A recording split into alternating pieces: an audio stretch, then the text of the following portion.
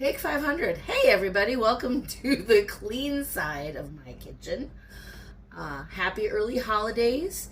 Happy current holidays. I'm filming this on the last day of Hanukkah. And I believe this is kosher. But again, I'm not Jewish, so I couldn't tell you. You'll have to ask a Jewish friend. And hey, let's be nice to our Jewish friends, even if we don't agree with the Israeli government, okay? That's okay to still like Jewish people and not like someone's government. Hey, I like Americans and I'm not a super big fan of our government, so there you go. Anyway, normally we like to smoke a little bowl before an episode of Tilly the Comic Cooks, but my lungs hate me right now. So I'm going to do a little tincture and let's see if this hits during the video at all. I'm doing a lot of tincture because edibles don't do shit for me.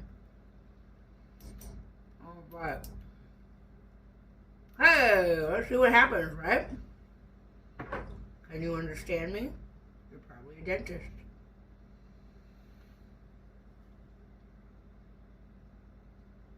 We're gonna wash that down with a lazy lemon drop.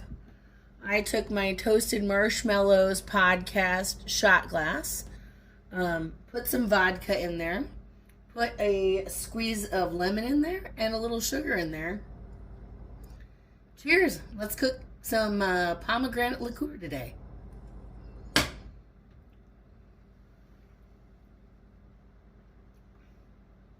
God, not enough sugar. Oh! Oh, God. Sugar, please.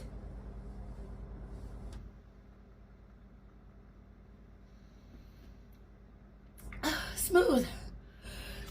Okay.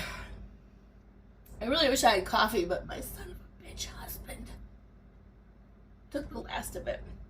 Which, to be fair, I don't work during the day, so I can go get coffee. So he had his reasons, but I still hate him a little bit because of this.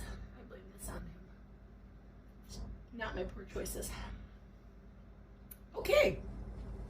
So, as some of you may saw on my stories, oh, that's not smooth. Just putting a little bit of sugar on my tongue.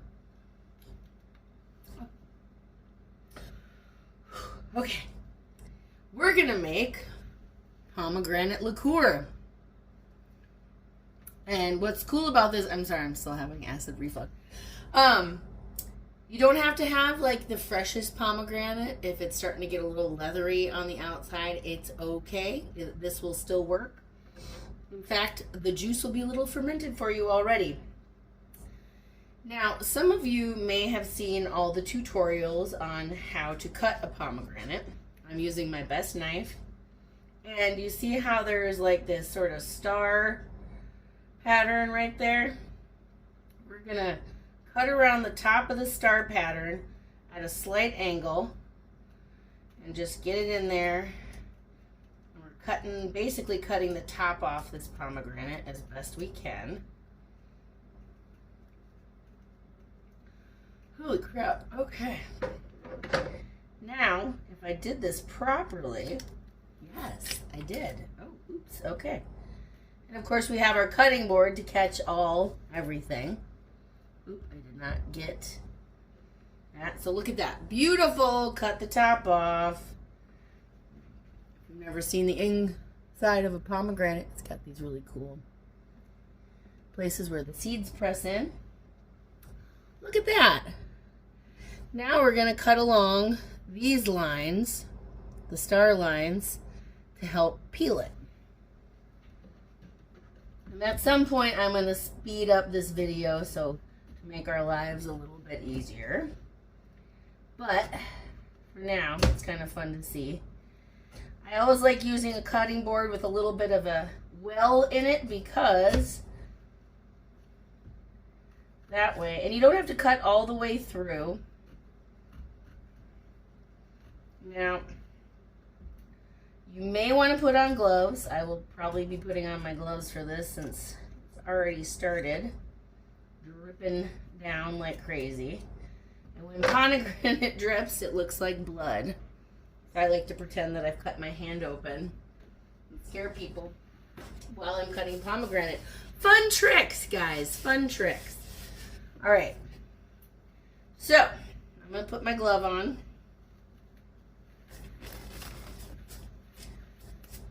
This won't hurt, but just a little bit. And I'm sorry, that joke's been so overused, but every time, if you've seen the movie Flesh, Moon River. Okay. So I've got this covering up my watch, got my gloves on, and got my very bloody board. And we're going to just peel the pomegranate just like this. And we're going to start collecting all the seeds into a bowl. Or into our mason jar, actually. Here we are. Got I think this is a 16-ounce mason jar. Just a little guy. And we're going to put all of our seeds in there. And I'm going to speed up this footage right now.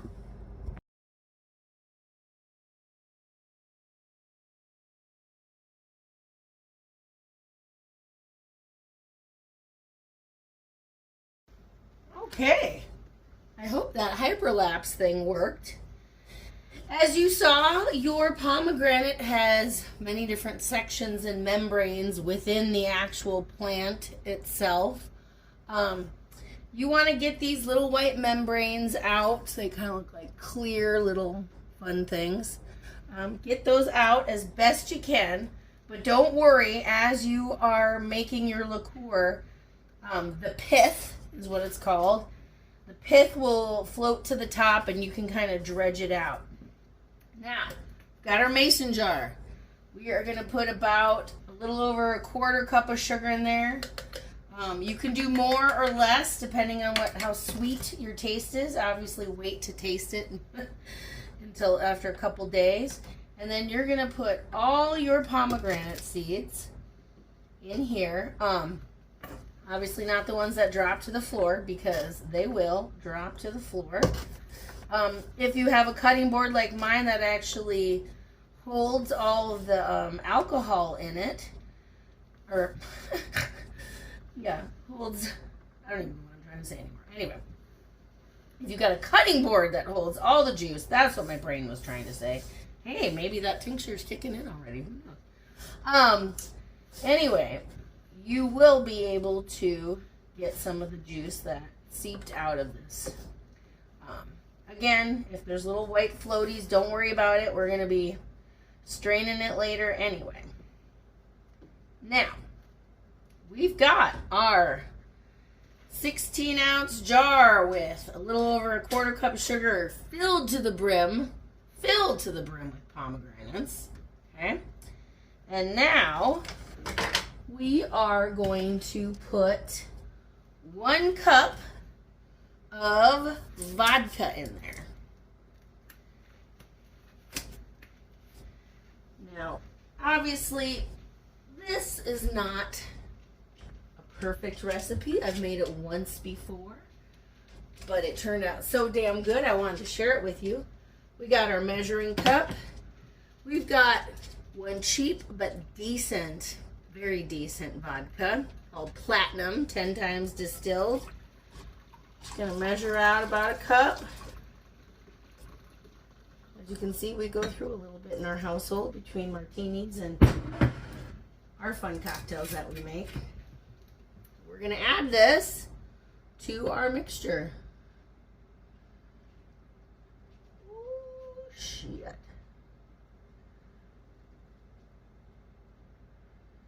All right. We're gonna have to add a little bit at a time and shake it up. See how that's bubbling up nice and pretty light. Ooh, it's just filling in the space. Look at that, it's already turning pink at the top. Gorgissimo, right?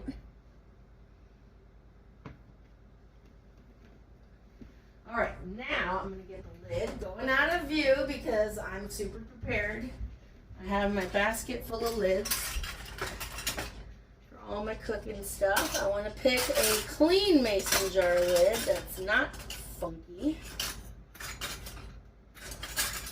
There we go. Clean mason jar lid. All right. Doesn't have to be perfect. Doesn't even have to be flat. Now, add a little bit more vodka in there. Perfect. We'll have to add some more after we strain it out. But part 1 is done, essentially. And you're going to start shaking that sugar in there, get it melted, and just start working your jar. And what I did is I left this on the counter for the first couple days. Doesn't need chilling. But after 2 days, then you want to put it in the fridge for at least the last few days. I thought this would take me weeks. It only took 5 days to make an infusion. So that's a big deal. 5 days. Let me turn my camera a little bit. See? You can see the little white pith pieces. No big deal. They will float to the top. You see the sugar is getting melted in there. It's kind of fun. You can have your kids help you with this just because it's cool to look at. All right, so we are going to shake and stir. We're going to shake and stir. Not stir, but just shake it so it stirs up for 5 days. Oh, look. We got some pith at the top. I'm going to take a spoon now, get rid of that just because, why not? Get rid of it while we can. Now, you can follow directions as closely as you like. You can freestyle if you like. If there's a different booze you want to try or a different fruit, I will say pomegranate is the perfect seasonal winter fruit, and it can make even savory drinks taste really good. My personal choice for this is with some gin and some champagne or fizzy water and some citrus, lemon or lime, and you are going to get yourself the best Palm 75 you've ever had. So, still just mixing it up a little bit, seeing if there's any major pieces of pith. Not too bad. All right, so we will meet back in 5 days, where I will explain the rest of this. And if there's any evaporation, my brain was not, hey, again, maybe kicking in. There's any evaporation, just add a little more booze. If you can't get the full cup in there, you may want to get a bigger jar. Woo! I'm going to tamp this down really tight so that I can shake it, rinse it off, and then we'll go from there. I hope you all have a wonderful Thursday. I hope you all have a wonderful Friday, Saturday, Sunday, Monday, Tuesday, Wednesday. And be nice to each other. I know I'm some dumb white bitch, but I would say that I appreciate love over hate any day. So let's just simplify it that way. Oh, by the way, so, rule followers. Perfect story. The nice thing about booze is you don't have to be perfect. Even recipes, you don't have to be perfect. But every professional baker will tell me to shut my mouth. If you are a super rule follower, like my mother, perfect example. This is a Fitbit watch. If you turn it, it will turn on. Someone told my mother to be sure to very exaggeratedly turn it on, because if she does it subtly, apparently it does not work. So, if you are a rule follower, that means every time you're checking your watch. Every time. Checking your watch. Hey, what time is it?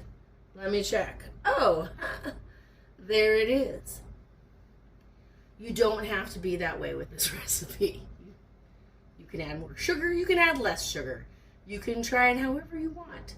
We freestyle here. Obviously, we just had a shot beforehand. And hey, if you're really curious, you can always try your liqueur right away. Nope, no color yet. Okay, don't do that. Just ignore what I just said. Tilly the Comic Cooks. Again, professional comedian, not professional chef. Have a great one.